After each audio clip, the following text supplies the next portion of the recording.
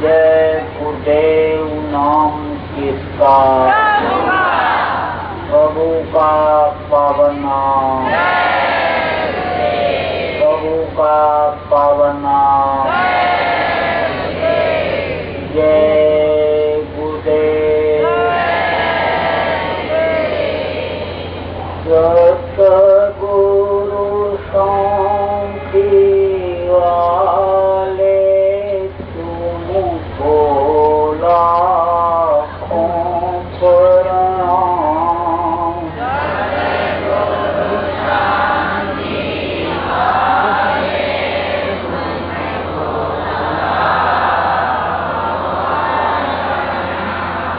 भक्तों के रखवाले तुमको लाखों प्रणाम।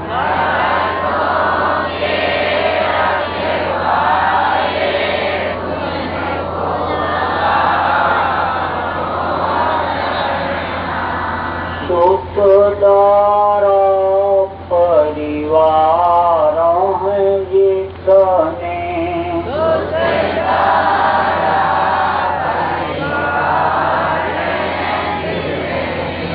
सबके प्रेम बतौर हैं सपने।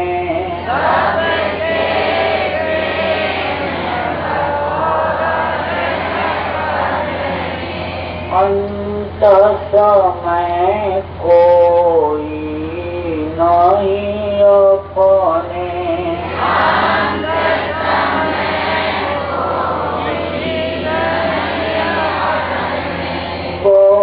पार लगाने वाले तुमको लाखों प्रणाम।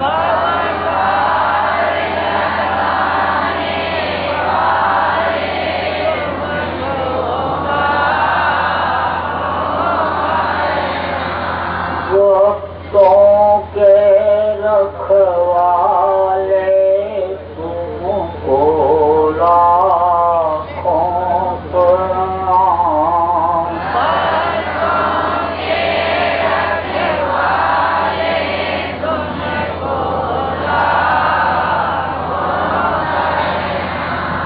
वेद वेदांत पुराण बताए,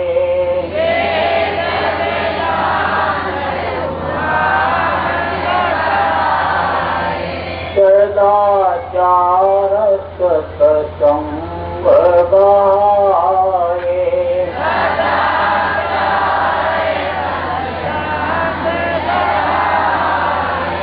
ज्ञान योग का वेद सिखाए,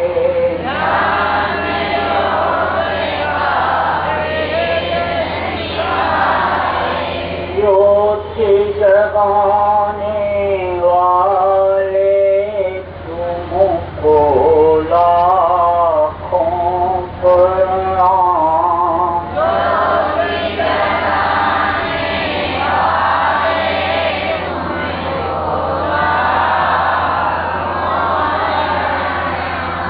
भक्तों के रखवाले तुमको लाखों प्रणाम।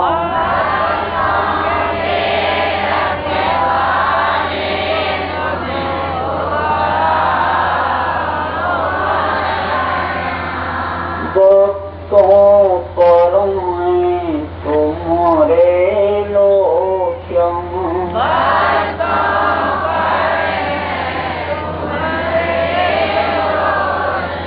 संकट तारण शोक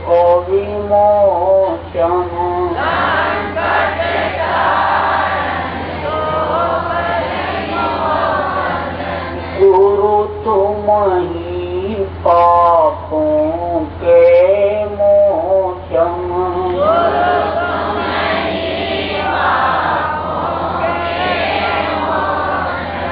शब्द भेद बताने वाले तुमको लाखों प्रणाम।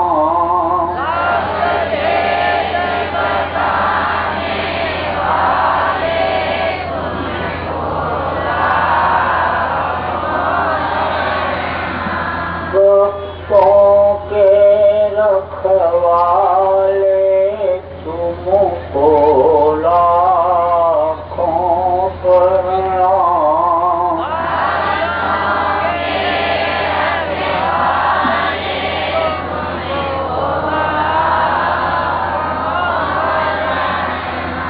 दीनों की विनती सुन लीजिए।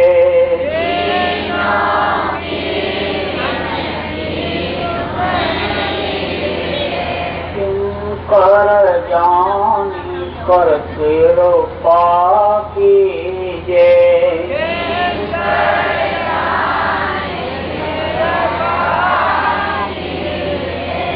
दर्शन अपना हरदम दीजिए।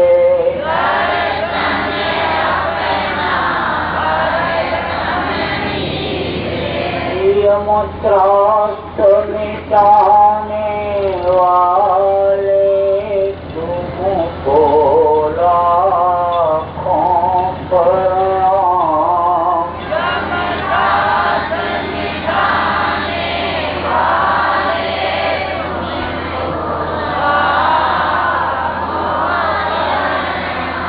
भक्तों के रखवाले तुमको लाखों प्रणाम।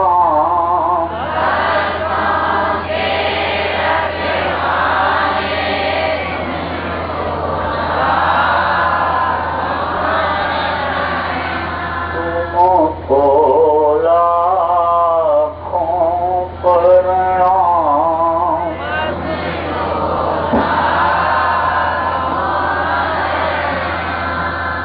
ये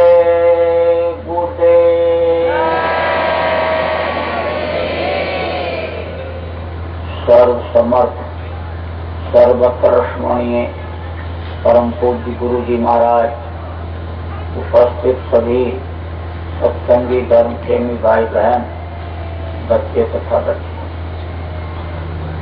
गुरु महाराज की अपार दया मेहर से आज 11 दिसंबर 2013 को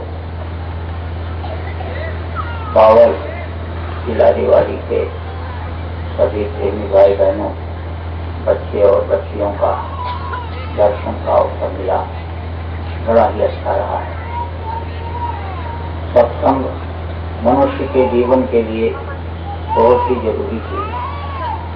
सत्संग जब पहले के समय में बराबर लोगों को मिलता रहता था तो आज की तरह से लोग दुखी नहीं थे। लोगों में सच्चाई थी, ईमानदारी थी। मूछ का एक बार निकाल करके आदमी 1,50,000 रुपया कर्जा ले आता था। देने वाले को इतना विश्वास था कि हमारा पैसा यह समय पर वापस कर जाएगा। प्राण जाए वर वचन न जाए। सत्य रूपी धर्म के लोग पालना करते थे। कहते थे सांस बराबर तक नहीं, कि झूठ बराबर पाप, झूठ को पाप मानते थे। आप उस बात को समझो। जब सत्संग लोगों को मिलता था तो लोग हत्या हिंसा नहीं करते, जीवों पर दया करते थे।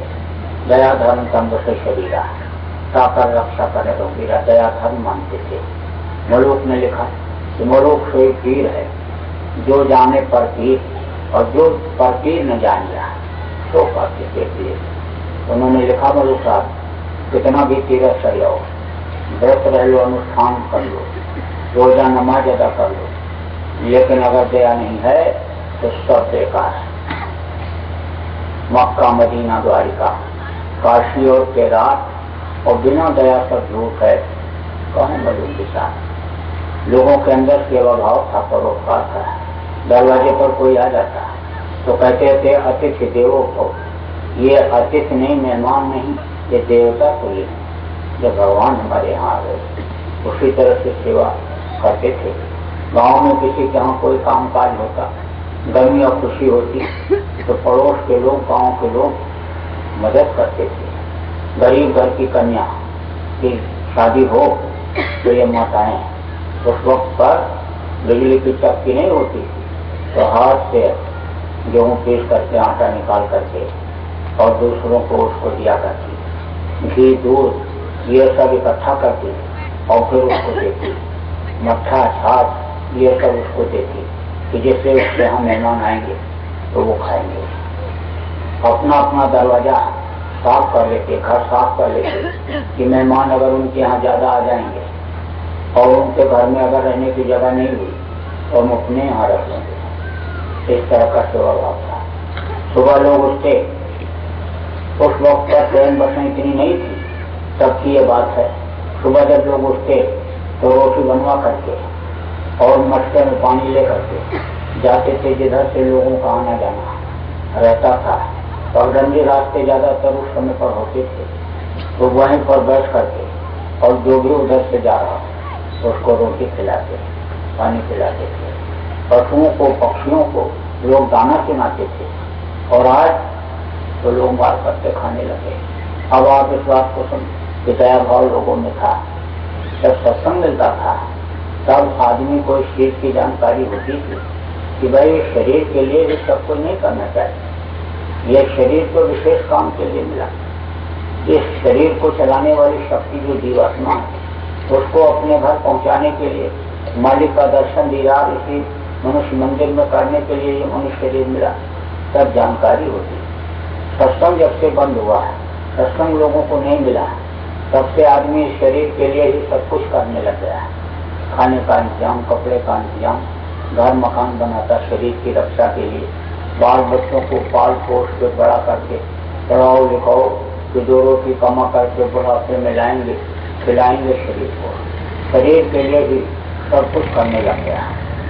कथा भागवत तो लोग सुनते हैं, तीर्थों में भी जाते हैं, व्रत रहते हैं, अनुष्ठान करते हैं, रामलीला रासलीला करते हैं, लेकिन ये चीज उससे नहीं मिल पाती। ये चीजें सत्संग से मालूम होती, इस चीज की जानकारी सत्संग से होती। यही कारण है कि दुनिया को भी आदमी ने सब कुछ मान लिया और दुनिया के काम में ही आदमी इस वक्त पर 24 घंटा लग गया।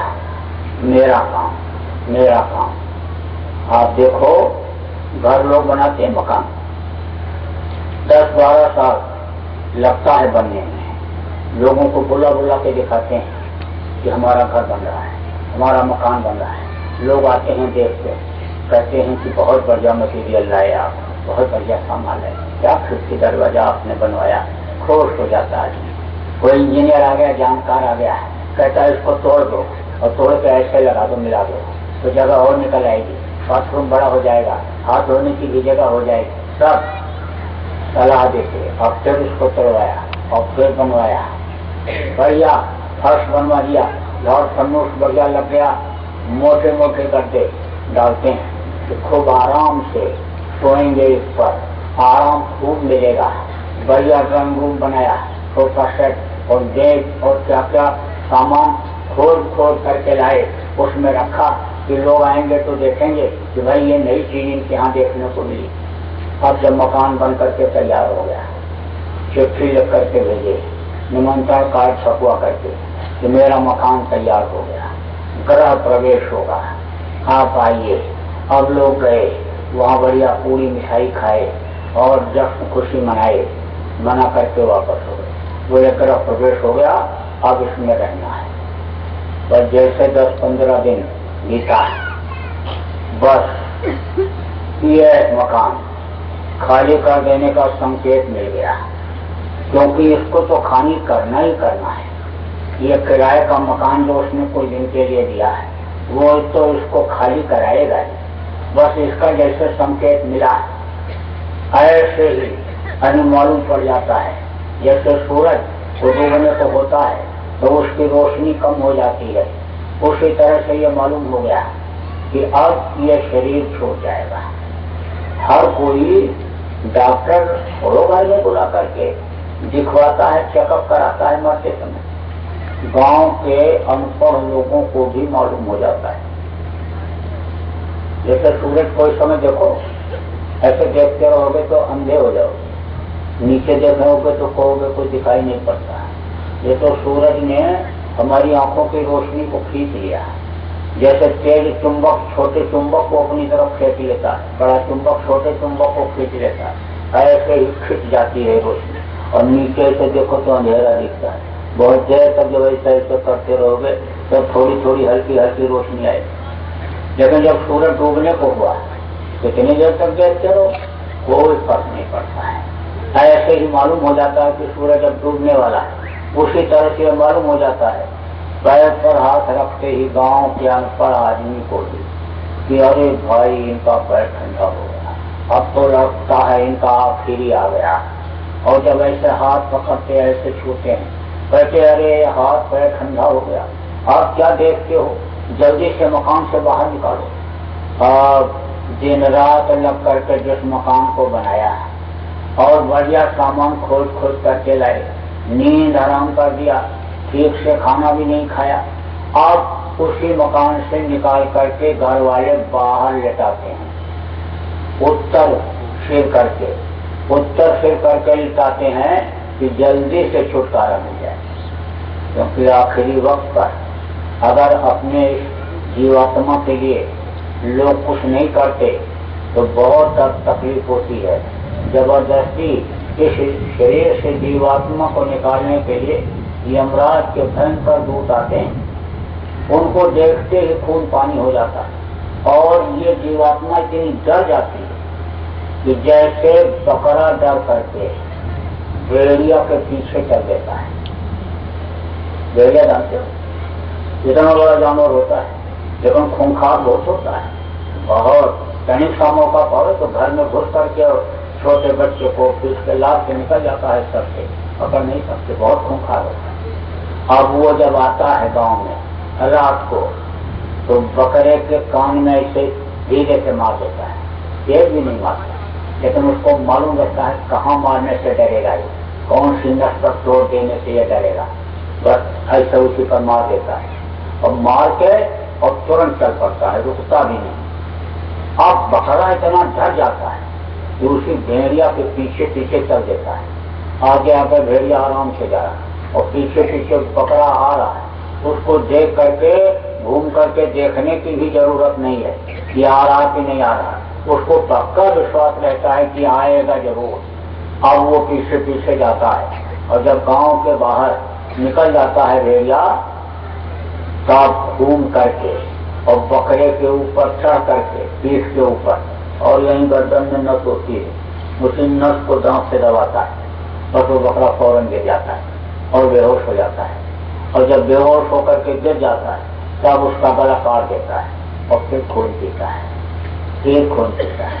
उसी तरह से ये जीवात्मा घबरा जाती है, हड्डी हड्डी सटकने लगती है, आंख की रोशनी खत्म, कान से सुनाई नहीं पड़ता, जबान पुतली हो जाती है, काका चाचा नाना दादा मामा वो पुकारने लगता है, किसी किसी का टट्टी पेशाब तक हो जाता है। तो उसको जब लोग देखे रहते हैं तो कहते हैं कि भाई जल्दी से छुटकारा मिल जाए तो ठीक है, घुट घुट करके मरने से अच्छा है, जल्दी से छुटकारा मिल जाए। तो बोले उत्तर सिर करके लगाओ तो जल्दी से छुटकारा मिल जाएगा।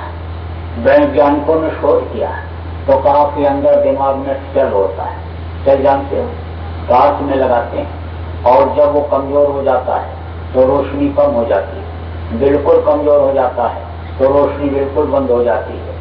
इसी तरह से इसमें सेल होते हैं और उत्तर दिशा में सिर करने से वो सेल कमजोर होते हैं। इस वक्त पर लोग कहते भी हैं कि भाई उत्तर सिर करके मत लेतो, पूछो क्यों, तो कहते उम्र कम हो जाएगी, उम्र कम होती है।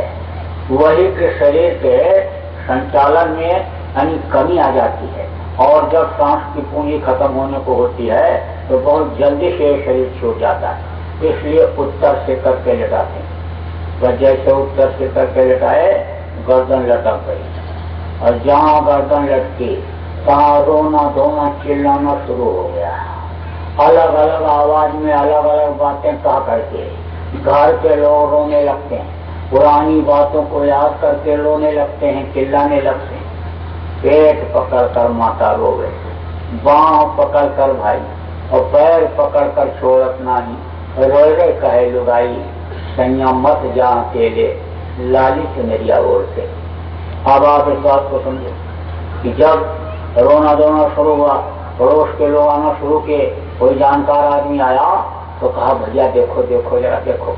अब वो ऐसे नब्ज पकड़ा है, पकड़ा चिल्ला के चल दिया। कोई और जानकार आया, ऐसे पलकों को आगे पीछे किया और आंखों को देखा और बोला आप क्या रह गया? कुछ नहीं, बस वो भी चला गया। गांव के लोग और शुभचिंतक लोग आने लगे, फिर वो समझाने लगे, अरे भाई अब क्या होगा, रोने धोने से तबीयत खराब होगी, वो तो अब चले गए। दुनिया की यही गति है कि जो आया सो गया, जो जला सो बुझा, जो फला सो झड़ा। ये तो इस विधान है दुनिया का, ये मृत्यु लोक है, यहाँ से सबको जाना है। अरे उन्होंने तो सब कुछ बना दिया, घर मकान बनाया, बच्चों को पढ़ा लिखा दिया, शादी ब्याह कर दिया। अब क्या है, कमाओ और खाओ, क्यों उनको याद करके रोते हो? अब ले जाओ, जल्दी से जलाओ, नहीं तो मिट्टी खराब हो जाएगी। जिसको मिट्टी कहने लगते हैं। कितने लोग यहाँ बैठे हो, अभी किसी से कहो यह तुम्हारा मिट्टी है, ये मिट्टी है तुम्हारा, तो थप्पड़ मारेगा, थप्पड़ कहेगा अंधे कहीं के, तुझको ये मिट्टी दिखाई पड़ती है? तेरे दिमाग में बुद्धि में मिट्टी भर गई, गोबर भर गया, तुझको ये यानी मिट्टी दिखाई पड़ती है? ये हीरा जैसी काया, ये सुंदर शरीर, और इसको तो मिट्टी कहना। और अगर कमजोर होगा, मारने लायक नहीं होगा, तो अंदर अंदर गाली बकता हुआ कहता हुआ जाएगा, अरे मोतिया बिंद हो गया इनकी आंखें, इनको दिखाई नहीं पड़ता, इनको दिनौंधी होने लगी, रतौंधी रात को होती है, रात को लोगों को नहीं दिखाई पड़ता, दिन में भी नहीं दिखाई पड़ता है, ये इसको मिट्टी कह रहे हैं। मिट्टी मिट्टी है ये। अब आप इस बात को समझो, चाहे राजा का शरीर हो, चाहे महाराजा का हो, चाहे श्रेष्ठ अवतार का हो, लेकिन शरीर छूटने के बाद, जीवात्मा के निकलने के बाद इसको लोग मिट्टी ही कहने लगते हैं और ले जा करके जला करके राख कर देते हैं। हार जले जो लाकड़ी और केश जले जो घास, जैसे घास जलती है ऐसे ये बाल जल के खत्म हो जाते, और जैसे लकड़ी चूल्हे में चट चट करके जलती है, ऐसे ही हड्डियां जल करके खत्म। 2-4 दिन 5 दिन लोग आते हैं, वहाँ बैठते हैं, अच्छी अच्छी बात करते हैं, नसीहत की बात करते हैं, क्या 12-13 दिन खा के और फिर बस उसके बाद सब चले जाते हैं, कोई नाम लेवा नहीं लेता। और सोचो जो इतना प्यार से मकान बनाया, उस मकान में कौन रहता है? लड़का अगर लायक हुआ तो सुबह उठा, उसके हाथ पैर धोने का, नहाने का और ध्यान रखा, उसको खिलाया बढ़िया, कपड़ा बढ़िया पहना दिया और स्कूल यानी बस्ता लेकर के, किताब कापी लेकर के गया और उसका ध्यान रखा कि स्कूल पहुंचता है कि नहीं। शाम को जब लौट करके आता है तब ये अगर देखते हैं कि हाँ भाई ये इसने पढ़ा और इसके टीचर ने यह होमवर्क दिया, यह काम यहाँ करने के लिए दिया, और अपने सामने उसको बैठ करके करवाए और उसको कुछ समय तक अपने पास भी रखे, उठना बैठना तौर तरीका उसको सिखाया, कोई अगर गलती करता है तो समझाया, जरूरत पड़ी तो काम भी ऐंठ दिया, तो वो लड़का तो पढ़ लिख करके लायक निकलता है, कुल खानदान के नाम को ऊंचा करता है, वो लायक लड़का होता है, तो वो मकान में रहता है। सुबह उठा, कोई ध्यान नहीं दिया, कैसे भी वो फर्श से खाया और जो मांगा खाने को वो दिया और जो पहनने को मांगा वो पहना दिया, जब भी पैसा रुपया जितना मांगा उतना देते रहे। अब वही लड़का जब स्कूल जाता है, मोटरसाइकिल से स्कूटर से एक ही दिन न खाने की वजह से हड़ताल करने से उसको फौरन कार भी खरीद दिया। अब वो जब जाता है तो रास्ते में ही उसको साथी मिल जाते हैं और बस घूमने टहलने में सैर सपाटे में समय निकाल देता है और बुराइयों में फंस जाता है। तो वो लड़का क्या करता है, उस मकान को देख देता है। जो खरीदता है जब उसमें आता है रहने के लिए, तो जिस मकान में मंदिर बनाया, मूर्ति लगाया, फोटो लगाया, जिसमें पूजा पाठ करते रहे, साधना सुमिरन ध्यान भजन करते रहे, उसी मकान में, उसी मंदिर में वो अंडा फोड़ता है, मुर्गी काटता है, बकरा काटता है। जो खरीदता है उसी में बैठ करके शराब पीता है, जुआ खेलता है, व्यभिचार करता है। अब सोचो आप कि मकान किसके लिए बनाया, कौन रह रहा है उसमें? बोले जब तक 100 किला जमीन नहीं होगी तब तक हमको चौधरी साहब लोग नहीं कहेंगे, तब तक मालिक नहीं कहेंगे, बोरे नहीं कहेंगे, हजूर साहब हमको लोग नहीं कहेंगे। जमीन चाहे खरीद करके 100 किला बनाओ, मार करके, काट करके, मुकदमाबाजी करके, कैसे भी हो, जमीन बना लिया और सब साजो सामान भी खेती का इकट्ठा कर लिया, बढ़िया बीज डाला, बढ़िया खाद लगाया, सिंचाई किया, फसल जब लहराई, बोले ये मेरी खेती है, देखो कितनी फसल बढ़िया हुई। पिछले साल में तो मैंने 10 लाख का गेहूं बेचा, 5 लाख का चांद धान बेचा और सरसों बेचा, अब की बार तो ज्यादा होगा। बस जैसे फसल तैयार हुई और खाने का समय आया, बस इस पिंजरे से एक पंछी उड़ गया। अब उसको कौन खाएगा? और कोई खाएगा। दुकान बनाए और दुकान में माल भर दिया, बिक्री भी होने लगी, मुनाफा भी 5000 रुपए रोज का होने लग गया। लेकिन बस दुकान बनाने चालू करने के महीना 2 महीना के बाद ही समय पूरा हो गया और उस मुनाफे को कौन खाएगा? रुपए पैसा लोग जमा करते कि बैंक में मेरे पास रहेगा और ये मेरी संपत्ति, ये मेरा धन, ये मेरे पास रहेगा। लेकिन बस बैठे बैठे ऐसे चाय पीते पीते गिरोह खत्म हो गए। डॉक्टर आया, नब्ज पकड़ा तो कहा हार्ट फेल हो गया, हार्ट फेल हो गया। अब चाय की गर्मी से हार्ट फेल हो गया, फिर समय पूरा हो गया, हार्ट फेल हो गया, लेकिन हार्ट फेल हो गया। अब वो धन किसके काम आएगा और किसी के आएगा? मार करके, लूट करके, दिल दुखा करके, यानी लोगों का धन लोग छीन लेते, इकट्ठा कर लेते और इलाज कराने के बहाने, दवा कराने के बहाने विदेशों में जाते हैं और वहाँ बैंकों में जमा कर जाते हैं। अब वो नंबर 2 का पैसा किसी को बताते ही नहीं है। बस कहीं हवाई जहाज के एक्सीडेंट में खत्म हो गए, तो कहीं बम विस्फोट में खत्म हो गए, तो कहीं गोली मार दिया, तो कहीं हार्ट फेल हो गया, बस खत्म हो गया। हाँ, वो किसके काम आता था? देश के भी काम नहीं आता है, वो दूसरे देश का हो जाता है, दूसरे बैंकों का हो जाता है। तो ये काम जो इस वक्त पर इंसान कर रहा, किसके लिए कर रहा? अपने लिए कर रहा कि दूसरों के लिए कर रहा? यह सब काम दूसरों के लिए हो रहा है। अपना काम क्या है कि धाम अपने चलो भाई, पराये देश में कसना। यह मनुष्य शरीर के लिए जो काम हो रहा है, यह काम अपना काम नहीं है। अपना काम तो है इस शरीर के रहते रहते, इस शरीर के अंदर में जो जीवात्मा बैठी हुई है, इन्हीं दोनों आंखों के बीच में इसको निजात मुक्ति दिलाया जाए, इसको अपने घर, अपने वतन, अपने मालिक के पास पहुंचाया जाए। यह मनुष्य शरीर इसीलिए दिया गया। इसीलिए गोस्वामी जी ने कहा कि यह तन कर फल विषय न भाई और स्वर्गो स्वल्प अंत दुखदायी। उन्होंने इसी को इसीलिए कहा कि यह साधना का घर, पूजा का मंदिर है, साधन धाम मोक्ष का द्वारा, पाई न जे पर लोक समारा, तो पर तो दुख पावही से धूम पैसा है, काल ही कर्म ईश्वर मिथ्या दोष लगाए। पूजा का घर या पूजा का मंदिर है। देवता इसके लिए तरसते हैं, नर समान नहीं कौनो दे, जीव चराचर जात। क्यों?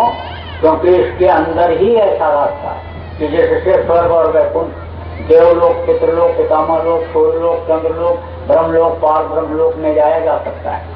लेकिन देवताओं के शरीर में ऐसा कोई रास्ता नहीं है। लिंग शरीर में 17 तत्वों के लिंग शरीर में कि जिससे वे स्वर्ग और वैकुंठ के ऊपर ब्रह्म पार ब्रह्म लोकों में जा सकें। पूर्ण छेड़ मृत्यु लोग, जब पूर्ण छेड़ हो जाता है तो फिर इसी मृत्यु लोक में आना पड़ता है।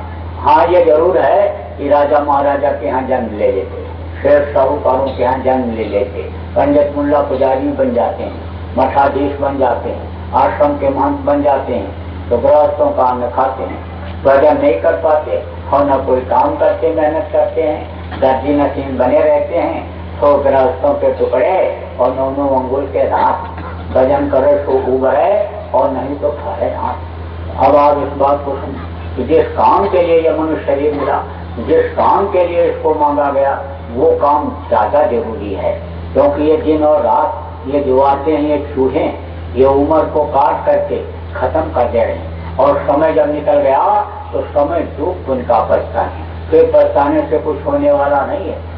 जवानी में सोचे बुढ़ापे में करेंगे, और बुढ़ापे में तो जवानी में यह अनुभव बुढ़ापे का नहीं रहा, यह हाथ पैर आंख कान कैसे ढीले पड़ते हैं, कैसे चलने में दिक्कत होती है, कैसे देखने में उठने बैठने में दिक्कत होती है, जब घुटने में दर्द हो जाता है। अब वो जब तकलीफ आई तब पता चलता है। जैसे कहते हैं आपके करीब जाने से ही गर्मी का पता चलता है, बर्फ के ऊपर हाथ रखने से ही ठंडी का पता चलता है, उसी तरह से जब बुढ़ापा आती है तब तो कहते भाई अब कुछ नहीं हो पाएगा, अब तो समय निकल गया। इसलिए जो माँ के पेट में वादा किया कि बाहर निकालो और हम भजन करेंगे, रास्ता लेकर के समर्थ गुरु से रास्ता लेकर के हम भजन करेंगे, और प्रभु हम दिन रात आपके सामने रहेंगे, आपको प्राप्त करेंगे, वो काम करने की जरूरत है। इस वक्त पर कहीं भटकने की जरूरत नहीं है। पेड़ पौधे पत्थर में वो मालिक मिलने वाला नहीं, मुझको कहाँ ढूंढो बंदे, मैं तो तेरे पास।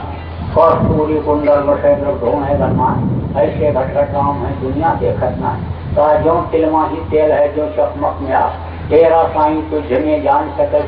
फकीर ने भी कहा कि अल्लाह अल्लाह का मजा मुर्शिद के मैं खाने में है, और दोनों आलम की हकीकत एक पैमाने में है। ना खुदा मंदिर में देखा, ना खुदा मस्जिद में है, और शेख जी बिंदु से पूछो देखते आचरण, इसी में वो मिलता है, और वो रास्ता जानकार ही कोई बताता है। ये हमारे गुरु महाराज उस रास्ते को बताए, बहुत लोगों को बताया, जो ही इनके पास पहुंच गया। परहेज इन्होंने किसी से नहीं किया, अनपढ़ हो पढ़ा लिखा हो, गरीब हो अमीर हो, कोई भी हो, जो पहुंचा सबको बताया। गुरु महाराज ने कोई भेदभाव नहीं रखा। कहा है ना कि वृक्ष कबों में फल बखे और नदी न संचयनी परमारथ के कारण संतन धरा शरीर। जैसे नदी अपना पानी स्वयं नहीं पीती, दूसरों को पिलाती है, दूसरों के लिए है। पेड़ अपना फल स्वयं नहीं खाता है, दूसरों को खिलाता है। पेड़ की उदारता देखो, इतने वे पाहन आनंद और उतने वे फल दे। इधर से देखो पत्थर मारते हैं पेड़ को, और वो उधर से क्या देता है, फल। ये उसकी उदारता है, ये उसकी बड़प्पन है। उसी तरह से संत आते हैं, वो दरिया की तरह से होते हैं। कोई भी उनके पास जाए, जैसे दरिया में नदी में पानी पीने के लिए, पानी लेने के लिए, नहाने धोने के लिए कोई भी जाए, वो किसी से परहेज नहीं। ऐसे ही गुरु महाराज ने किसी से परहेज नहीं किया। जो ही आया उसी को उन्होंने रास्ता बताया, और इतने जीवों को उन्होंने अपनाया। धरती पर जितने भी पीछे संत आए, सब लोगों ने मिल करके इतने जीवों को नहीं अपनाया, अंतर की सफाई नहीं किया जितनों की इन्होंने सफाई किया। अब वो कौन सी सफाई, कपड़े की धुलाई और शरीर की सफाई साबुन पानी से हो जाती है, लेकिन अंतरात्मा की सफाई जहाँ पर वो मालिक बैठता है, वो हुजरे को कौन से साबुन तेल से, कौन से साबुन पानी से धोगे? वो तो कागज सतगुरु जब मिलेंगे तब वो धोएंगे। परंतु साहब ने कहा कि धो दिया वो मर जाएगा, चादर लीजिए धोए, चादर लीजिए धोए भाई वो बहुत पुरानी, और चलो सतगुरु के घाट वह जान निर्मल पानी, वो अपने निर्मल पानी से उसको धोएंगे। तो उसको इन्होंने धोया कितने लोगों को, और यही कारण रहा कि धोने में वो जो गंदगी, जैसे धोबी कपड़ा धोता है तो कपड़े को पटक करके जब धोता है तो उसकी गंदगी के छींटे उसके शरीर पर पड़ते हैं, ऐसे ही गंदगी के छींटे जब गुरु महाराज ने अपने शरीर पर लिया तो इधर आखिरी वर्षों में गुरु महाराज के 4-6 साल में शरीर में कष्ट रहा, लेकिन उन्होंने कष्ट झेला, दूसरों के कष्ट को झेला और दूसरों के कष्ट को उन्होंने लेकर के यानी उसको साफ किया और कितनों को साफ किया और कितनों को पार कर दिया।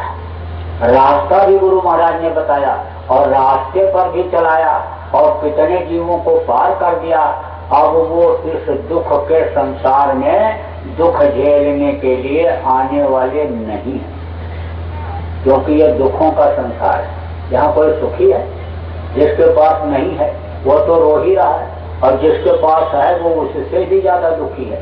कहता ये रुपया पैसा कहाँ रखें, चोर डकैत न ले जाए, इनकम टैक्स वाले सेल टैक्स वाले न ले जाए, वो अलग परेशान है। आज इस बात को समझो कि जिसके लड़के नहीं है, कहता एक लड़का कहीं से हो जाता है, आदमी औरत उसके लिए परेशान। कोई कहता कि मिट्टी पूजो, कोई कहता पेड़ पूजो, कोई कहता गोबर पूजो, कोई कहता चलो गंगा में स्नान कर आओ, कोई कहता है चलो वैष्णो देवी खिचड़ी चढ़ाओ, कोई कहता गया में पिंडदान कर आओ। सब करता है। जो जहाँ कहा मजार पर चद्दर चढ़ा दो वहां भी चला गया है, एक लड़का मिल जाए। लेकिन जिनके 4 लड़के हैं कहते मर जाते तो ठीक था, जीने नहीं दे रहे हैं, नानक दुखिया सब संसार। यहाँ कोई सुखी है? आपके घर के बगल में मजदूर टाइप के लोग रहते हैं, अनपढ़ लोग, तो जब भाई भाई को गाली देता है और उसको लठ लेकर के मारने के लिए दौड़ता है और वो भगता है और चिल्लाता है, तो कहते हैं ये बड़े कमार हैं, देखो कैसे कुत्ते की तरह भाई भाई लड़ रहे हैं। बड़े घरों में पढ़े लिखे लोग ऐसा थोड़ा करते होंगे, लेकिन बड़े घरों में जब अपने ही रिवाल्वर से अपनी ही कनपट्टी में रख करके भाई गोली को मारता है, तब पता चलता है कि अंदर अंदर इनके यहाँ भी झगड़ा झंझट था और बर्दाश्त नहीं कर पाया, कमरे के अंदर ही लड़ते रहे, कमरे की बात नहीं बाहर पहुंची, इसलिए नहीं पता लग पाया। जब सास और बहू गरीब घर की आपस में लड़ती हैं और भर्ती भर्ती गाली एक दूसरे को देती हैं, तब आप सोचते हो कि अंग्रेजी पढ़े लिखे सास और बहू बड़े प्रेम से रहती होंगी, क्योंकि वो पढ़ी लिखी हैं, कल्चर्ड हैं, तो संस्कृति है, वो बहुत अच्छे से रहती होंगी, बड़े प्यार से रहती होंगी। अरे अंग्रेजी पढ़ी लिखी सास और अंग्रेजी पढ़ी लिखी बहू एक दूसरे को अंग्रेजी में गाली देती हैं। कोई देखो सुखी है? इस वक्त पर कोई सुखी? पहले बहुत प्रेम था आपस में, भाई भाई के लिए देखो जंगल चला गया था राम के साथ लक्ष्मण। मोटा खाना मोटा पहनना और अच्छे ऊंचे विचार लोगों के थे। देखो पैर में जूतियां औरतों के भले न रहती रही, लेकिन गरीब घर के औरतों के शरीर पर भी 250-250 ग्राम सोना, 2-2 किलो चांदी रहता था। आप इस बात को सुन कि बहुत संपन्नता थी। कहते थे कि यह सोना चांदी और ये जेवर और ये अंगूठी और ये लॉकेट, ये क्या है? ये बने का श्रृंगार है और बिगड़े का उपकार है। कहते थे कोई खराब दशा जब आ गई, खराब दिन आ गया, तो इससे और काम चला लेंगे, दवा करा लेंगे, वोट लगान दे देंगे, स्कूल के बच्चे की फीस दे देंगे, शादी ब्याह लड़की की कर देंगे। ऐसी लोगों की सोच हुआ करती थी।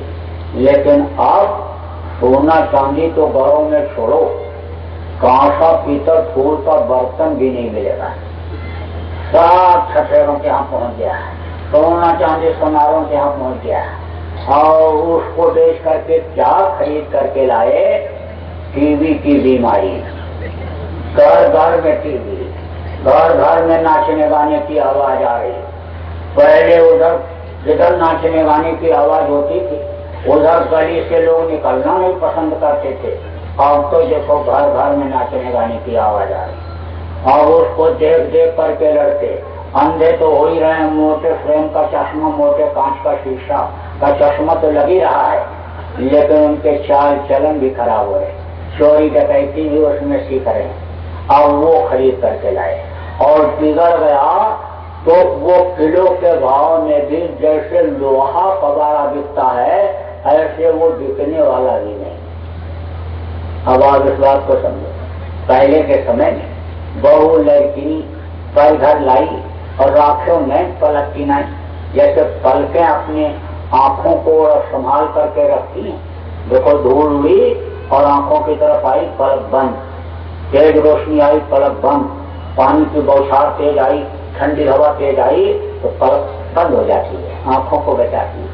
ऐसे दूसरे की घर की लड़की को जब बहू बना करके अपने घर में लाते थे तब उसी तरह से रखते थे, परे लाड़ता बहू लड़की नहीं पर घर लाए, राखों में पलकों पलके जैसे आंखों को रखी ऐसे रखी। लेकिन अब जैसे बहू घर में आई बस साफ सोचने लगी, 40 साल पहले जब मैं इस घर में आई थी तब क्या था, कच्चा मकान था, कुएं से पानी भर के लाती थी, मिट्टी के चूल्हे पर लकड़ी जला करके रोटी बनाती, चिमटा भी नहीं घर में, उंगली जल जाती थी, लकड़ी गीली हो जाए तो फूंकते फूंकते आंख से आंसू निकलता था, आग अगर बुझ जाए तो दूसरे के घर से चाहे बरसात ही क्यों न हो मांग करके आग ढक करके लाना पड़ता था। अरे मुगली से पीट पीट करके कपड़ा, तालाब और कुएं से इनको पहनाया, इनकी बच्चों की कितनी सेवा किया, जानवरों को भी देखा, सुबह जल्दी उठ जाना और शाम को सासू माँ का 1 घंटे पैर दबाने के बाद तब मैं सोने जाती थी। और ये बहू आई, ये तो कुछ करना ही नहीं चाहती है, बस अंदर अंदर यही सोचने लगी, यही सोचने लगती है अंदर अंदर, और सोचते सोचते वो एक दिन ऐसी बात बोल देती है कि वो बहू के जिगर में जा करके लगती है। तो कहा गया लठ से मार दो, डंडे से मार दो, उतनी चोट नहीं लगती है जितनी चोट बात की लग जाती है। अब आप इस बात को सोचो, जितने सास यहाँ पर बैठी हुई हो, कि वो युग जमाना तो अब नहीं रहा, अब कुएं से पानी भर के कौन लाता है भैया, अब तो नल सब घर घर में लग गए, और अब ऐसे भी नल लग गए कि टोटी को हाथ से घुमाना भी नहीं पड़ता, ऐसे उसके नीचे हाथ लगाओ और पानी गिरने लगता। हवाई अड्डों पर, बड़े बड़े होटलों में, बड़े बड़े आदमियों के यहाँ सब जगह इसी तरह के नल लग गए। अब कुएं से कौन पानी भरने जाएगा, अब तो कुएं भी नहीं मिलेंगे, उसमें लोगों ने कूड़ा डाल डाल करके उसको बंद ही कर दिया। मिट्टी के चूल्हे पर लकड़ी से अब कोई रोटी बनाना पसंद करता है, घर घर में गैस हो गया, और ऐसे चूल्हे चल गए कि जिसमें माचिस भी नहीं लगानी पड़ती, लाइटर भी नहीं लगाना पड़ता, उसी में लाइटर फिट रहता है, और बस फूटी ऐसे ऐठो तो फर्श से जल गया चूल्हा। बिजली के ऐसे चूल्हे चल गए कि बटन दबाओ और चूल्हा चालू, हाथ रखो जलेगा नहीं, और बर्तन रख दो गर्म हो जाएगा, कालिक भी नहीं लगेगी, बस उसको उसमें पकाया और नल के नीचे ले गए और ऐसे ऐसे घुमा दिया, हाथ डाल के साफ करके और बर्तन रख दिया। 10 मिनट में प्रेशर कुकर में दाल चावल बढ़िया बना तैयार। अब आप इस बात को समझो कि कोई हाथ से चक्की चला करके आटा पीसता है, बटन दबाया और गेहूं डाला, नीचे आटा निकला तैयार, ऊपर धान डाल दिया, बटन दबाया बिजली का और नीचे चावल निकला तैयार। कोई मुहरी से पीट के धोना पसंद करता है कपड़ा, वॉशिंग मशीन चल गई, बस बटन दबाओ और कपड़ा धुला तैयार। तो भैया वो जो आई बहू, वो तो चूल्हा चक्की साजो सामान सब अपने वहीं से लेकर के आई, तो आप पहले का नकल आप क्यों करती हो, उस बात को क्यों सोचती हो? आपको तो सेट करने की जरूरत है। सेट अगर न करो तो झगड़ा झंझट हो जाएगा, लेकिन अगर सेट हो गए कोई झगड़ा झंझट नहीं। नारद का काम जानते, लड़ाई कराने का था, कहीं भी हो फट से लड़ाई करा देते, शंका ऐसी पैदा कर देते कि बस वो दोनों लड़ने लगते थे, घर के ही लोग। लेकिन एक सास और बहू जो रहती थी तो उनके यहाँ झगड़ा नहीं होता था। तो गांव के नार जी जा रहे थे तो गांव के लड़के मिले, बोले प्रभु आज का तो बड़ा नाम है, आज का तो सब लोग आपको याद करते रहते हैं। बोले हाँ तो बात है, नाम तो है। अरे प्रभु आप तो झगड़ा लड़ाने में बहुत माहिर हो। तो हमारे यहाँ एक परिवार ऐसा है गांव में जिनके सास और बहू की कड़क आवाज दरवाजे के बाहर निकली ही नहीं करती, वो तो बड़े प्रेम से रहती हैं। प्रभु हम आपको मान लेंगे कि आप बहुत माहिर हो, बहुत काबिल हो, अगर उनमें आप झगड़ा लगा दो। बोले अभी लगाता हूँ। अब उनकी दिव्य दृष्टि खुली हुई थी, तीसरी आंख जिसको कहते हैं वो खुली हुई थी। उससे उन्होंने देखा कि सास नीचे खड़ी है और बहू ऊपर नशैनी पर सीढ़ी पर चढ़ करके अचार का मटका उतार रही। तब उन्होंने सोचा मौका अच्छा है, अब भेजो अपने गांव को। बरकार गया और उसको ढकेल दिया और ढकेला बस गिरा नीचे मटका। अब जब मटका नीचे गिरा नारद ने कहा बस अभी काली गुप्ता और फिर घोषिन घोषा चालू होगा। लेकिन नारद अवाक रह गए। जब बहू बोली माता जी मेरे से बड़ी गलती हो गई, मैं आपको पकड़ा नहीं पाई। और सास बोली बेटी मेरे से गलती हो गई, मैं अचार के मटके को पकड़ नहीं पाई। दोनों अपनी अपनी गलती हानि महसूस करें और दोनों एक दूसरे से माफी मांगे। नारद खड़े देखते रह गए और बोले अब क्या करें, अब कैसे इनमें झगड़ा कराएं। जब दोनों छोटे बन गए तो लघुता से प्रभुता मिले और प्रभुता से प्रभुदूत और चीटी चावल ले चली हाथी मस्तक धूल। जैसे चावल को अन्य आप बालू में मिला दो तो उसको हाथी नहीं निकाल पाता और चीटी निकाल लेती है। देखो नानक साहब ने कहा कि नानक नन्हे हुए रहो, जैसे घास में धूप और घास जग जाएंगी और धूप खोदती खूब। देखो वैशाख जेठ के महीने में बड़ी बड़ी जितनी भी घास होती है वो सब जल जाती है, लेकिन ये जो धूप घास होती है जमीन से चिपक करके रहती है वो कभी भी नहीं जलती है, हरी ही रहती है। कोई भी महीना हो, चाहे सावन भादो हो चाहे वैशाख जेठ हो, लेकिन हर महीने में वो हरी ही रहती है। तो जब छोटा बन गए, दोनों छोटा बन गए तो जगह कैसे हो सकता है।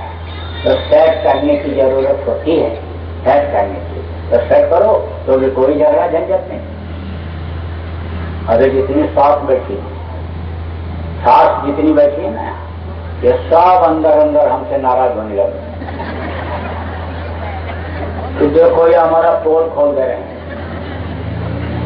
तो बहुओं की क्या हालत हो गई अभी बता दो। बहू जैसे घर में आती है बस यही देखने लगती है कि सासू माँ रुपया पैसा रखती कहाँ, कौन सी तिजोरी में रखती है, कौन सी अलमारी में रखती है। उसकी चाबी मुझे मिल जाती, मैं घर की मालकिन बन जाती। अब वो इसी ताक में रहती है कि करना ना पड़े कुछ, बैठ के खाऊं और घर की मालकिन बन जाऊं। क्योंकि घर के मालकिन को मालिक को कहीं कोई कुछ करने देता है, वो अपने इच्छा अनुसार भले कुछ करे, लेकिन और लोग कहते हैं नहीं हम करेंगे, आप नहीं करो, आप बैठो। अब वो इसी ताक में हो जाती है। तो जो कुछ भी पढ़ाई किया है, कॉलेज यूनिवर्सिटी में जो कुछ भी पढ़ाई किया है, वो पढ़ाई का दिल दिमाग बस उसी में लगा देती है और यही सोचती रहती है कि जिस दिन मैं झगड़ा है सास और ससुर में लगा ले गई और ससुर जी उसी दिन उससे चाबी छीन करके मुझको पकड़ा देंगे, मेरे सामने फेंक देंगे कि अब ये बहू घर को चलाएगी, अब ये बहू घर की मालकिन बन गई। बस वो इसी ताप में रहती, हमेशा 24 घंटा इसी फिराक में रहती है कि चाबी मिल जाए, चाबी। अब कोई अनपढ़ ही सास क्यों न हो, लेकिन इस चीज को समझ जाती है। आप देखो लड़की को लोग पढ़ाते हैं, MBBS MS कराते हैं, यानी डॉक्टर बन करके आ जाती है। और जब वो डॉक्टर बन के आती है तो कितने औरतों के बच्चे को पेट काट काट करके निकाल देती है बाहर। लेकिन जब उसके बच्चा पैदा होने का समय आता है तो वो खुद अपना नहीं निकाल पाती, उसको उसी अनपढ़ सास की जरूरत पड़ती है। इसीलिए लोग शादी ब्याह करने के लिए जब घरों में जाते हैं तब देखते हैं कोई सास ननद घर में है कि नहीं। अरे गाढ़े समय में, यानी मुसीबत के समय में मेरे लड़की के काम आने वाली कोई घर में है कि नहीं है, ये अब भी आज लोग देखते हैं। तो अब आप इस बात को समझो कि अनपढ़ ही सास तो न हो तो वो आराम से उसको जीवन का अनुभव होता है गृहस्थी का। वो उस बहू के नजर को, उसके नियत को पहचान जाती है। अब वही सास जो अपने सास का 2 घंटे पैर रात को दबाने के बाद जाती थी सोने के लिए, वो अपने बहू से पैर दबाने में डरती है कि कहीं पैर दबाते दबाते गला न दबा दे, गला न दबा दे, क्योंकि नजर तो उसकी चाबी पर है, तो कुछ भी कर सकते। तो देखा सारा संसार, नानक दुखिया सब संसार था नानक जी। तो ये दुखों का भरा हुआ संसार है, जब से इससे नहीं निकलोगे तब तक सुख और शांति मिलने वाला ही नहीं। आदमी भोग में सुख खोज रहा और भोग में सुख है ही नहीं, त्याग में सुख होता है। जैसे लोग पैसे कौड़ी के लिए, रुपया के लिए दौड़ते रहते दिन रात और लक्ष्मी आगे बढ़ती चली जाती है, और जो छोड़ देते उनके पीछे पीछे दौड़ती हैं। आगे माया छाया एक थी, बिरला जाने कोई, और भगता के पीछे फिरे और सन्मुख भागे सोए, उसी तरह से। तो अब आप इस बात को समझो कि कितने लोग इस दुनिया संसार से निकल गए और वो अपने लोग, अपने घर, अपने मालिक के पास पहुंच गए, अब दोबारा इस मृत लोक में आने वाले नहीं। गुरु महाराज ने मंच पे कहा था कि तुम साधना करो, और साधना में अगर तुमको दिक्कत आएगी तो मैं तुमको मिलूंगा, मैं तुम्हारी मदद करूंगा, क्योंकि अंतर साधना में दिक्कत आती ही आती है।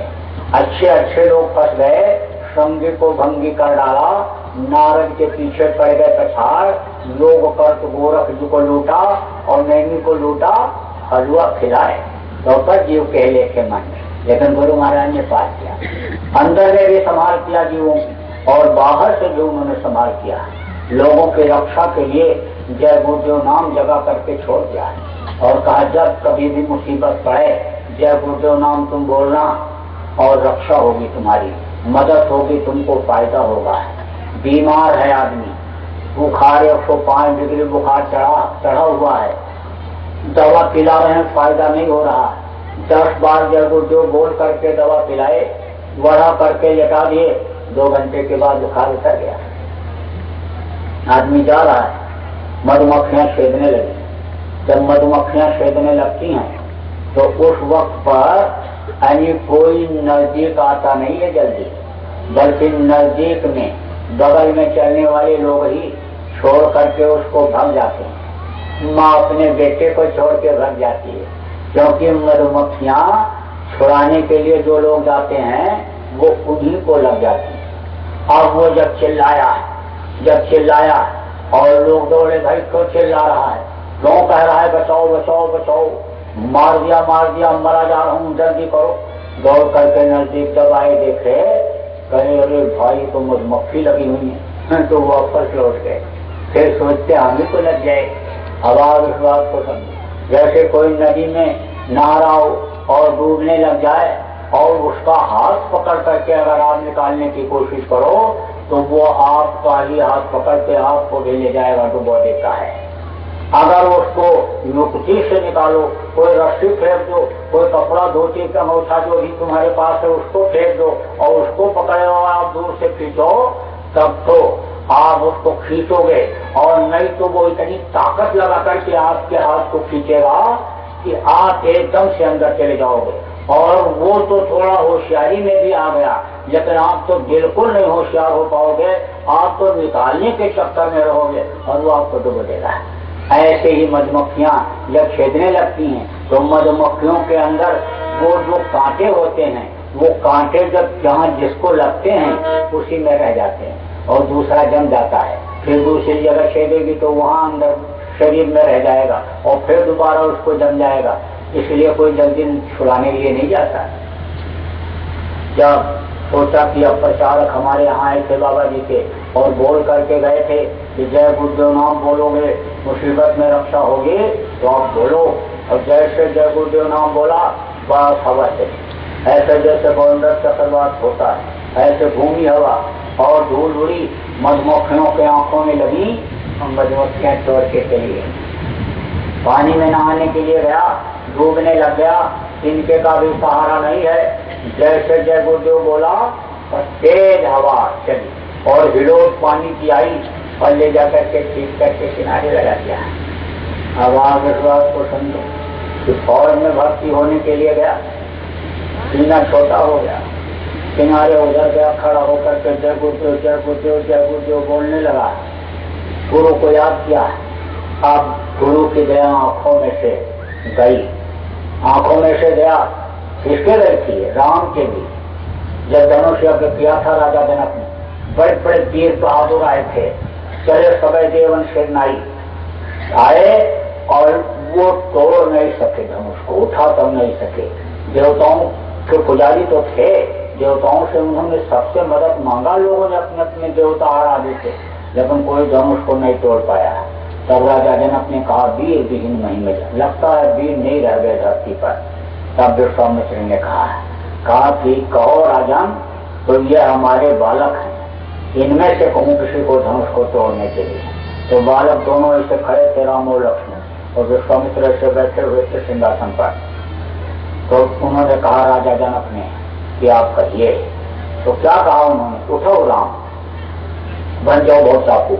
और मैं कहूँ जनक सकल उठो राम। अगर कोई बैठा रहे तो उसको कहो उठो, जब खड़े हैं तो क्या उठो। लेकिन उठो का मतलब उठाओ पूरी ताकत को अपनी जीवात्मा के। जीवात्मा इन्हीं दोनों आंखों के बीच में बैठी हुई, इसका प्रकाश यहाँ हृदय चक्र पर पड़ता है, यहाँ से वापस होकर के नाभि चक्र, इंद्र चक्र और बुधा चक्र पर पड़ता है, जिससे ये शरीर चलता रहता है। तो उन्होंने कहा पूरी ताकत को खींच करके भौहों के बीच में लाओ, भौं चाको, वहां से चाको ताकत लगाओ, धनुष को तोड़ो। लेकिन पूरी ताकत उन्होंने खींचा और लाए दोनों आंखों के बीच में, लेकिन धनुष नहीं टूटा है। तब बोले अब गुरु के कृपा के बगैर कुछ नहीं हो सकता, अब इनसे दया लेनी पड़ेगी। तो गुरु ने प्रणाम मन ही मन कीना और अति लाभ हो उठाए धन जीना। गुरु को जब अंतर में प्रणाम किया और गुरु ने दया दिया उनकी आंखों में, तो आंखों से देखते ही धनुष टूट गया। छुअत उठावत फेंकते, कोई छूटे उठाते देखा कुछ नहीं, और धनुष टूटा हुआ पड़ा। जैसे आंख से देखा उन्होंने गुरु की ताकत लेकर के, और आंख से जैसे देखा इतनी ताकत उनकी आंखों से उन रोशनी पड़ी धनुष के ऊपर, फिर धनुष बिल्कुल टूट गया। ऐसे गुरु की ताकत और फौजी के आंख में गई और नापने वाले की आंखों में पहुंची। फिर वो बोला अब तू क्यों खड़ा है, क्यों खड़ा है? अब क्या तू खूब बाजी बना करके फिर दोबारा भर्ती होगी तब आना, तेरा सीना छोटा हो गया। कुछ नहीं बोला, बस ऐसे देख रहा है आंखों में उसी के, और जय गुरुदेव जय गुरुदेव जय गुरुदेव बोल रहा है अंदर। फिर वो बोला नापने वाला, बोल कुछ कहना चाहता है? कहना चाहता हूँ। बोल बोल क्या कहना चाहता है? एक बार मुझको फिर से नाप लिया जाए।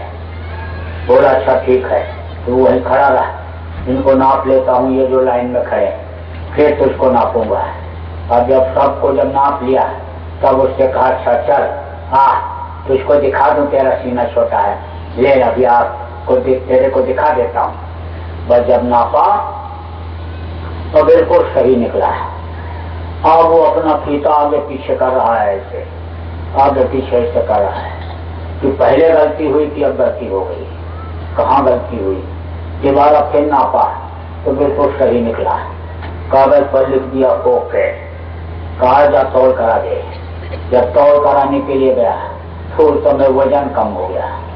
जब तक वो कागज पर कुछ लिखता तब तक उसका आदमी आया, चलो चलो चलो चलो चलो, अब कोई तौल नहीं होगी, अब तो समय हो गया, अब ऑर्डर हो गया साहब का। तो मिलिट्री में तो ऑर्डर ही ऑर्डर होता है, मिलिट्री में कहीं लेट हो होता है ऑर्डर, जो ऑर्डर हो गया सो हो गया, जो जैसे है वैसे वैसे छोड़ देते हैं, बस वो लिखा भी नहीं उस पर। और इससे कहा चलो हटो, अब कल तौल होगी, अब कागज लेकर के चला गया, तो कहा कल क्या तौल होगी, जब आज वजन कम हो गया तो रात भर में कितना वजन बढ़ेगा और कैसे बढ़ेगा कोई तरीका भी नहीं मालूम। उधर धर्मशाले में ठहरा हुआ था, रास्ते में गया, पैदल जा रहा था, एक पुलिया पड़ी उस ऊपर बैठ गया, पुलिया के ऊपर बैठ करके सोच रहा है 3 बीघा जमीन, माँ विधवा, भाई छोटा, कैसे गुजर बसर होगा, कैसे भाई को पढ़ाई लिखाएंगे, कैसे क्या होगा, बड़ी मुश्किल है। अरे गुरु महाराज दया कर देते तो अच्छा रहता, यही सब सोच रहा था। तब तक एक बुढ़ा आया, यहाँ क्यों बैठे हो, कहाँ से आए हो, तमाम सवाल किया, इसने सब बता दिया। कहाँ ठहरे हो, धर्मशाले में ठहरा हूँ। तब बुद्धे ने कहा अच्छा तो इसको मैं तरीका बताता हूँ, कल सुबह जब धर्मशाले से निकलना तो 1.5-2 दर्जन केला खरीद लेना और एक एक केला धीरे धीरे खाते हुए चले जाना जहाँ तौल कराना है, और जब तौल कराने को होगा तो भर पेट पानी पी लेना और फिर तौल करा देना। अब उसने ऐसा ही किया और तौल में बिल्कुल सही निकल गया, नौकरी मिल गई, नौकरी किया। आप कोई कहोगे तो पता बता दूंगा, आप चले जाना पूछ लेना, नौकरी मिल गई उसको। अब आप इस बात को समझो कि गुरु महाराज ने कहा कि मौत के समय जब पीड़ा होगी, दर्द होगी, तकलीफ होगी, बहुत तकलीफ, सहजो मौत के समय पीड़ा उठे पार, बिच्छू 60,000 क्यों डंक मारे, अब 60,000 बिच्छू जैसे डंक मारती, ऐसा दर्द मरते समय होता बने। तो कहा उस समय पर अगर तुम जय गुरुदेव बोलोगे तो मैं मिलूंगा। कितनों को मिले, एक ही समय पर एक आदमी बोला, 1000 बोले, 1 लाख बोले, एक कितने बोले, लेकिन सबको गुरु महाराज मिले, सबको मिले। और बहुत से मरने वाले बता के भी गए कि गुरु महाराज आ गए। किसी ने कहा यमराज के दूत हट गए, किसी ने कहा गुरु महाराज ने हमको अपनी गोदी में ले लिया, किसी ने कहा बिल्कुल बगल में खड़े हैं, हमको कोई अब दर्द पीड़ा तकलीफ नहीं है। तो अंदर से भी मदद किया और बाहर से। महात्मा जो भी मंच पे बोल देते हैं वो सब होता है, उसको करके दिखाते हैं। और यह है कि लोग भूल और भ्रम में पड़ जाएं, लोगों को भूल और भ्रम में डाल दें, तो उसके लिए क्या कहा जाए।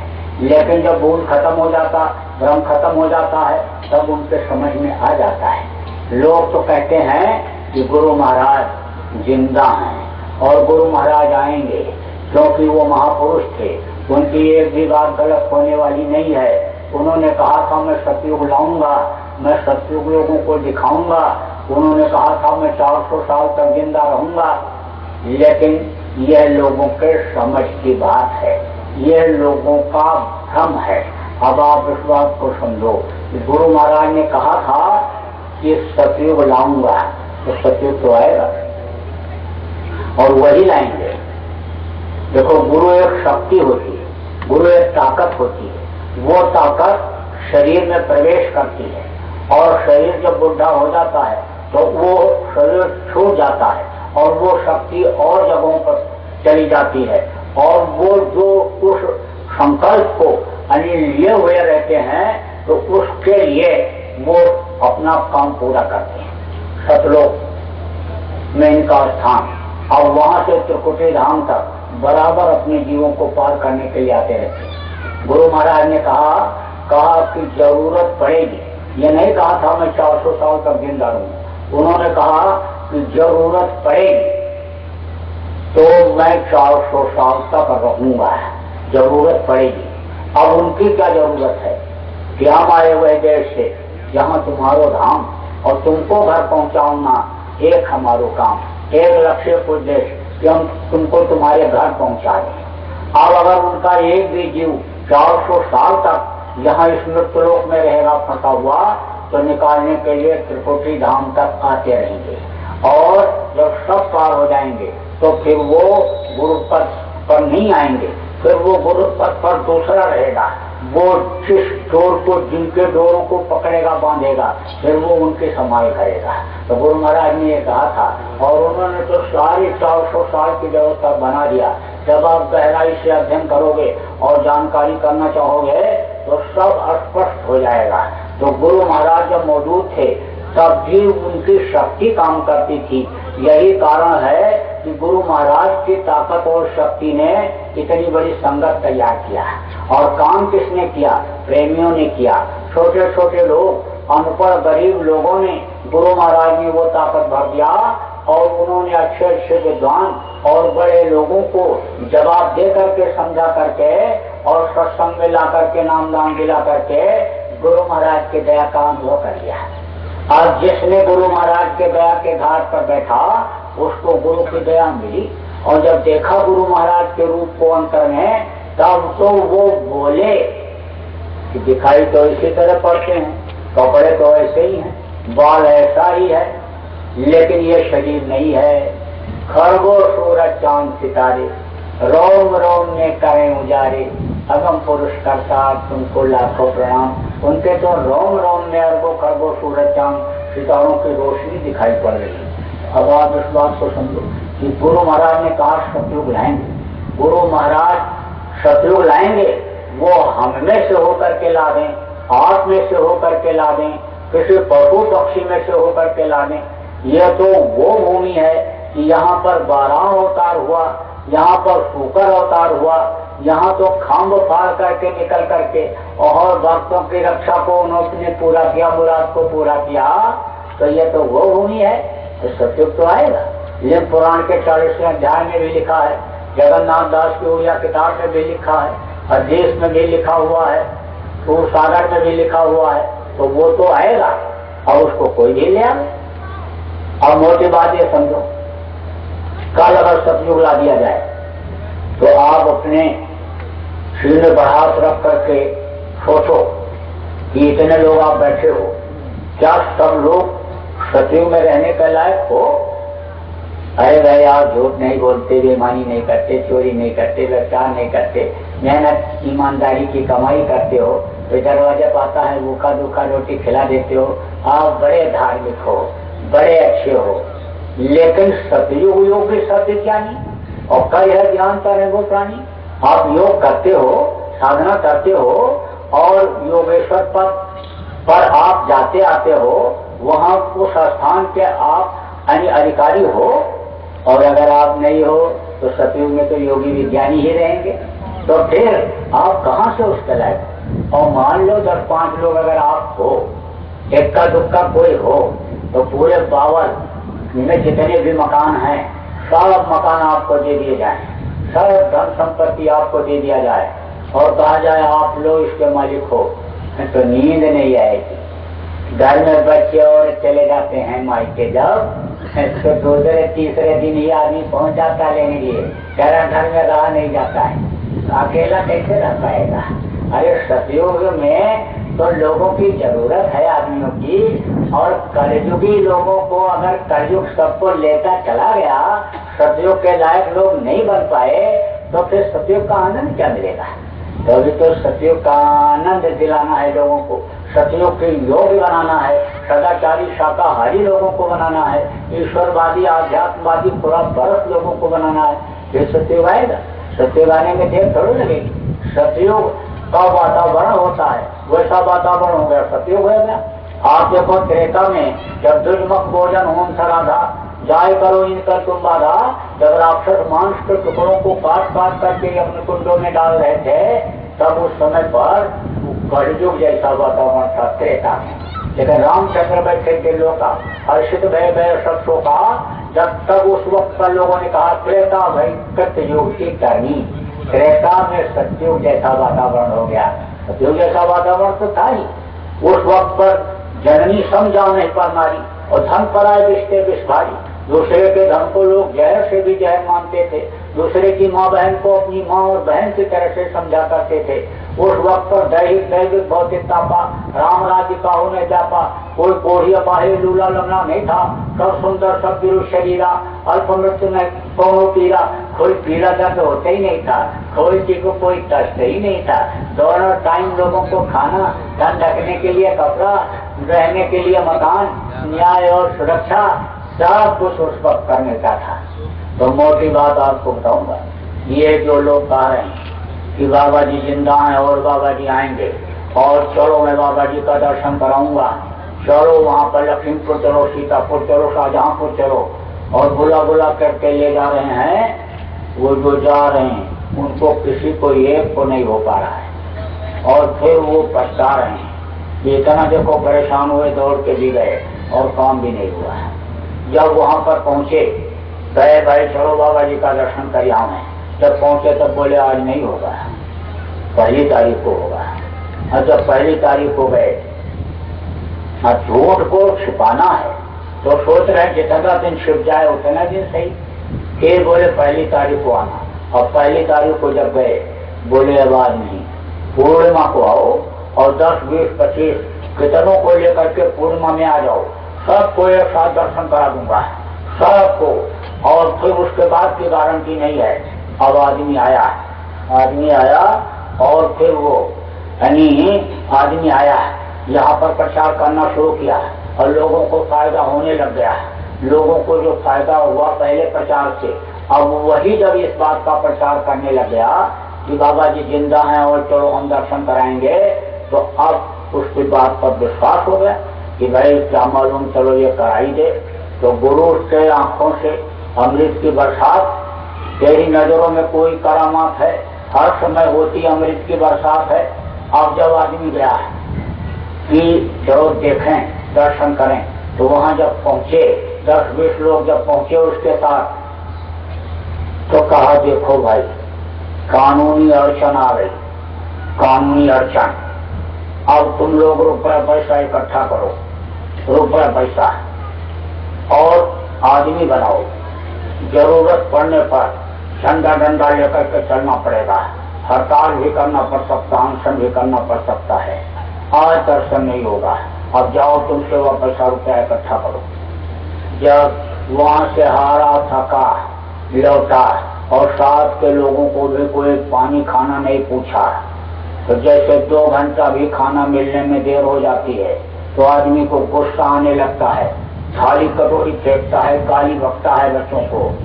उसी तरह से जब खाना पीना नहीं मिला तो गुस्से में लोग उसको लगे उधर उधर की बातें, कड़ी बातें कहने। अब जब उसने देखा, उस पढ़े लिखे लोग थे समझदार कि भाई कहीं इसको मारपीट न दें, तब उन्होंने उनको डांटा और वो जब चुप हुए तब इसको समझाना शुरू किया। कहा अरे तू इनको पहचान नहीं पाया, तू तो सीधा साधा आदमी, ये सब स्वार्थी आदमी हैं, ये कभी भी बाबा जी का दर्शन नहीं कर पाए।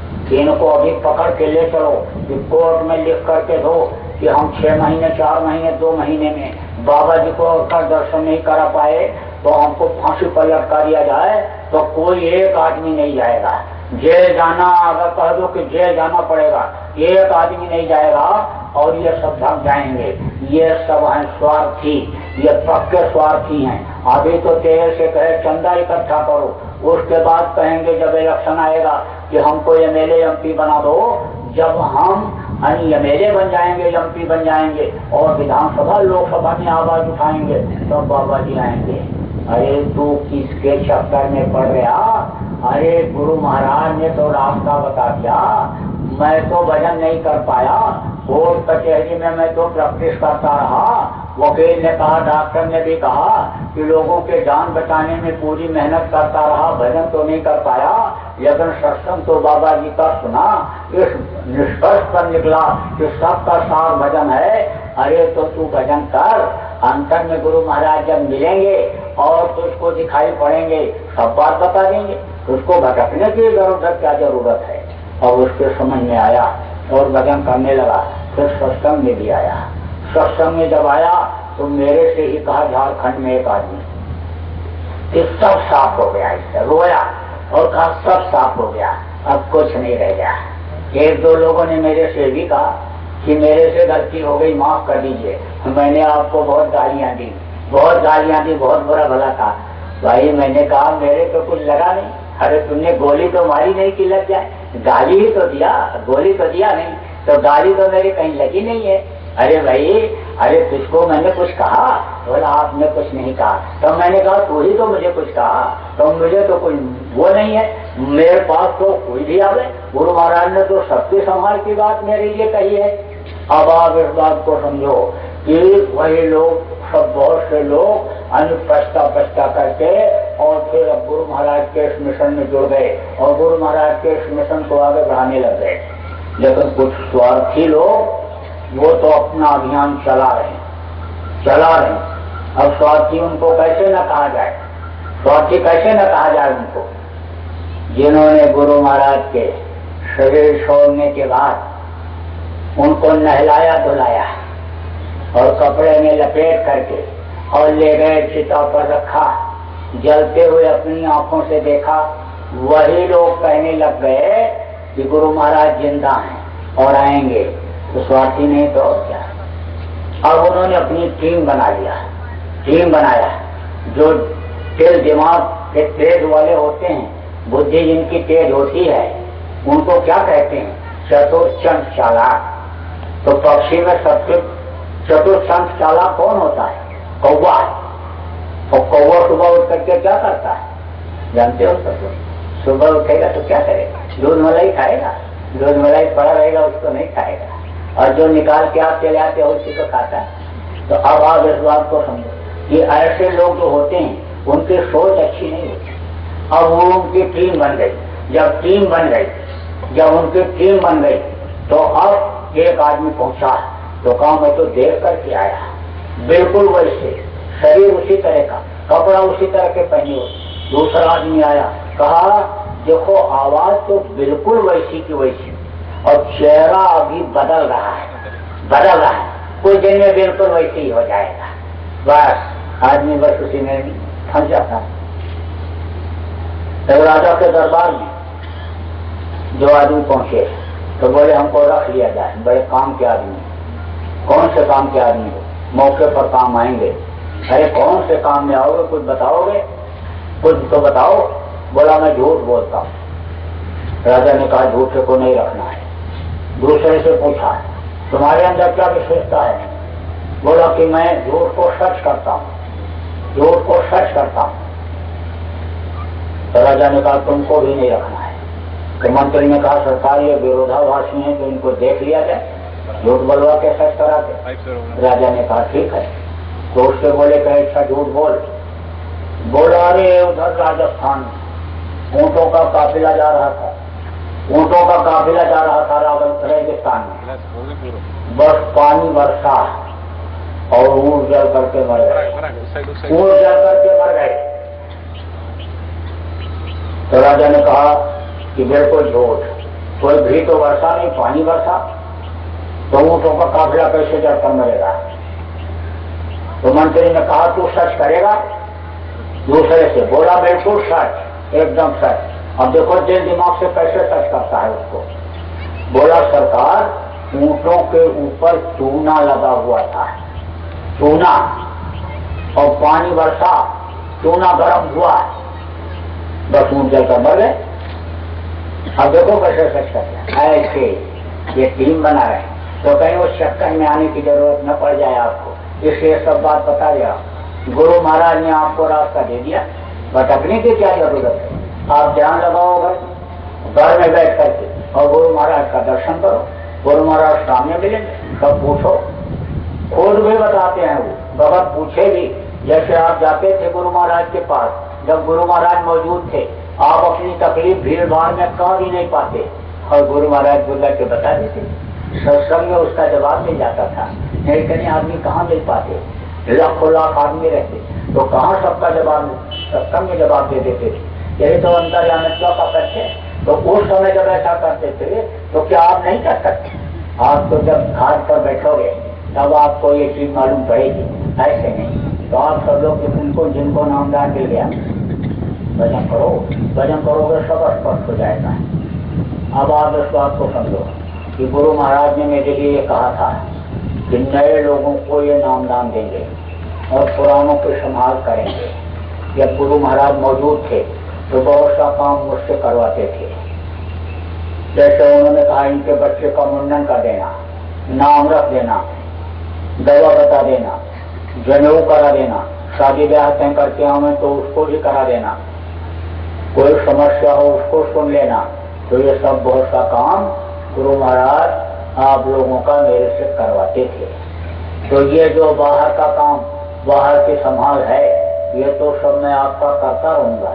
लेकिन आप जो गुरु महाराज के नामदानी हो, ये सोचो कि ये मेरे गुरु बन गए तो ऐसा कभी हो ही नहीं सकता है कि मैं आपका गुरु बन जाऊं। आपके गुरु यही रहेंगे। ये जिनकी तस्वीर लगी हुई है, जिनका फोटो लगा हुआ है, आपके गुरु यही रहेंगे। इसलिए इनको हृदय में बसाओ, इनको मस्तक पर सवार रख करके चलो, तो आपका अन्य दुनिया भी बनेगा और दीन भी बन जाएगा।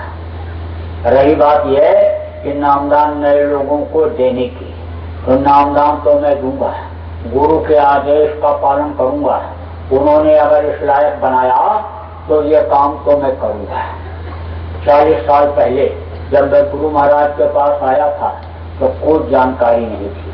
पढ़ाई लिखाई तो किया, डिग्री डिप्लोमा तो मिला, दुनिया की जानकारी तो रही, देश दुनिया के बारे में तो जाना, लेकिन संत मत क्या होता है, सत्संग क्या होता है, सदगुरु क्या होते हैं, मानव धर्म क्या होता है, इस चीज का पता कुछ भी नहीं था। लेकिन गुरु महाराज ने सब समझाया, बताया, हर चीज को उन्होंने अनित करवाया, छोटी से छोटी सेवा करना सिखाया।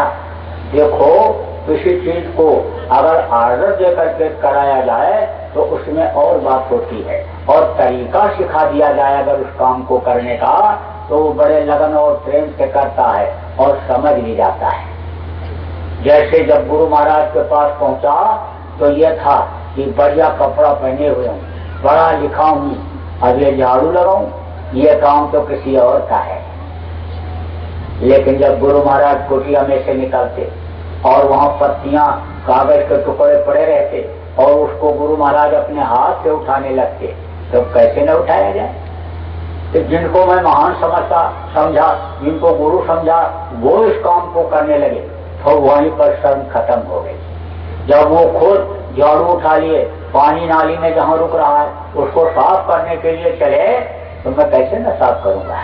ऐसे सिखाया गुरु महाराज। सिखाया जिसको कहते हैं बचत, कैसे सिखाया। गुरु महाराज जब कमरे से निकले और बत्ती को खुद अपने हाथ से बंद किया, स्विच ऑफ किया, और यही नहीं एक दिन नहीं, रोज 2-4 दिन, तो मेरी भी उसी तरह की आदत बनी कि भाई किफायत करो, बेकार न जलने पावे। गुरु महाराज के पास जब रहने लग गया तो भी जवानी थी, शौक तो था ही कि अच्छे कपड़े हों, कई सेट हों और बढ़िया से रहने का इंतजाम हर तरह का हो। तो गुरु महाराज बहुत सी बातें करते रहते थे और उसी में सब बातों को समझाते थे। जितनी भी बातें गुरु महाराज ने किया, बेकार की बात कभी भी नहीं किया। हर बात में कुछ न कुछ शिक्षा मिलती थी। कोई बात अगर न भी समझ में आवे और पूछा भी नहीं जा सकता है, जैसे बेटा अपने बाप से हर चीज नहीं पूछ सकता है मर्यादा में, तो गुरु महाराज किस्सा कहानी सुना करके उसको समझा देते थे और कहते थे समझ में आया, हाँ समझ में आ गया। एक बार गुरु महाराज ने बताया कि दादा गुरु यानी गुरु महाराज के गुरु महाराज के पास ये रहते थे, तो उन्होंने इनको देखा तो नाम लेकर के कहा तुमने अपनी धोती नहीं धोई, तुम इतनी गंदी धोती पहनते हो। ये कुछ नहीं बोले। फिर उन्होंने कहा इतनी गंदी धोती, धोया नहीं। तब इन्होंने कहा ये कई धोती है। तब उन्होंने समझाया, कहा अरे धोती को, एक आधी धोती को तू धो ले और धो के सुखवा ले, और फिर उसको पहन करके और फिर आधी धोती को धो के सुखवा ले, बस तेरी धोती साफ हो जाए। तब जब इस बात को सुना तब ये लगा कि गुरु महाराज एक ही धोती पहन करके और किस तरह से उन्होंने भजन किया और किस तरह से उन्होंने उस शक्ति को अर्जित किया और इतना बड़ा काम फैलाया। बस उन्हीं पर सब अन्य लोग लालच ये जो दुनिया की थी वो खत्म हो गई। 2 रोटी खाने का निशाना बनाया, 24 घंटे में एक बार, और बराबर सेवा में लगा रहा। और गुरु महाराज ने सेवा दिया भी। गुरु महाराज ने छोटी से छोटी अपनी निजी सेवा से लेकर के और मंच से अपने ही सामने सत्संग करने का भी आदेश दिया और सत्संग करवाया। जब नामदान देते थे तो बगल में बैठाए रहते थे, और जब नामदान दे लेते तो कहते इनको समझा दो, सुमेरन ध्यान भजन समझा दो, इनको साधना करा दो। अब आप इस बात को समझो कि गुरु महाराज ने डांटा फटकारा ये नहीं, लेकिन चूटने नहीं दिया। गुरु कुम्हार शिष्य कुंभ है और गड़गड़ का है खोट, अंतर हाथ सराय कर बाहर मारे चोट। जैसे कुम्हार घड़ा बनाता है तो थपकी मार करके उसको सुंदर सुडोल बनाता है, लेकिन अंदर हाथ लगाए रहता है कि कहीं टूट न जाए। ऐसे ही बराबर संभाल करते रहे। मेहनत और ईमानदारी से मैं भी लगा रहा। भानुपेट श्रेय उरागी, स्वामी सर्व भाव छल त्यागी। जैसे कहा गया ठंडी के महीने में सूरज की रोशनी बहुत फायदा करती है, लेकिन सामने बैठने से नहीं, पीठ सेकने से फायदा होता है। उसी तरह से स्वामी की जब सेवा करो तो छल कपट दम पाखंड एक तरफ रख करके, उसी तरह से मैंने किया। गुरु महाराज ने विश्वास भी किया, पैसे कौड़ी का भी लेना देना, लेकिन मैंने भी ईमानदारी बरती। कोई जमीन जायदाद नहीं बनाया, कोई रुपया नहीं इकट्ठा किया, कोई घर नहीं बनाया और कोई घर भी नहीं बसाया। गुरु महाराज के ही चरणों में लगा रहा।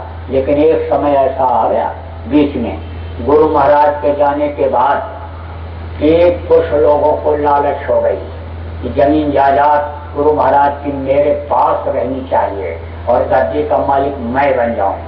पूरा घेराबंदी उन लोगों ने कर लिया। पूरे हिंदुस्तान के 40-45 खास लोगों को उन्होंने अपने साथ ले लिया। जिसकी जो इच्छा थी, जो भी ख्वाहिश थी, उन्होंने उसकी पूरी किया। अब जब सब लोगों ने गुटबंदी कर लिया और ये सोच लिया कि बस ठीक है, ये जो कहे वही सच है, यही रहेगा गद्दी पर, जब उन्होंने ये निशाना बना लिया कि जो भी इस रास्ते में आएगा रास्ते से हटा दूंगा, तब मैंने सोचा भाई कहीं खून न बह जाए, कहीं गुरु महाराज का नाम न बदनाम हो जाए, मैं ही न रहूं तो गुरु का आदेश का पालन कैसे होगा। तब गुरु महाराज का वो इतिहास याद आया कि जब दादा गुरु जी महाराज ने शरीर छोड़ा था तो गुरु महाराज के भी गुरु भाइयों में यही बात आ गई थी कि गद्दी और धन दौलत सब मेरे पास। तो गुरु महाराज सब छोड़ करके चले आए और चिरौली में रहते थे। चिरौली भी कभी गए ही नहीं और न किसी से चिरौली का नाम लिया, न किसी से कहा कि चिरौली तुम चले जाओ। तब मैंने सोचा कि अब चलो गुरु महाराज के ही पद चिन्हों पर चलना पड़ेगा, सब कुछ छोड़ करके, और निकल गया। लेकिन गुरु की दया कैसे होती है यदि आपको बता दूं, जैसे भरतपुर पहुंचा, मुश्किल से 2 घंटे जेब खाली रहा होगा। भरतपुर पहुंचते ही लोगों की लाइन लगी मिली और ये लीजिए आपका स्वागत है, राजस्थान में हमारे आपका स्वागत है, ये लीजिए आपका स्वागत है। लोगों ने कहा बहुत अच्छा आपने किया, गुरु का नाम कलंकित होने से बचा लिया। कितने अच्छे बुरे लोग लगे हुए थे, लेकिन गुरु महाराज का कोई बाल नहीं बांका कर पाए। वो सूरज की तरह से रहे, चमकते ही रहे, सूरज के ऊपर जो झुका उसके ऊपर ही आ गया। तो आपने ये बहुत अच्छा काम किया। और रुपया पैसा धन दौलत ये सारी चीजें जब गुरु महाराज का काम करने के लिए आप आगे बढ़ोगे तो सब अपने आप आ जाएंगे। बहुत ढांढस बंधाया लोगों ने, बहुत सहारा दिया।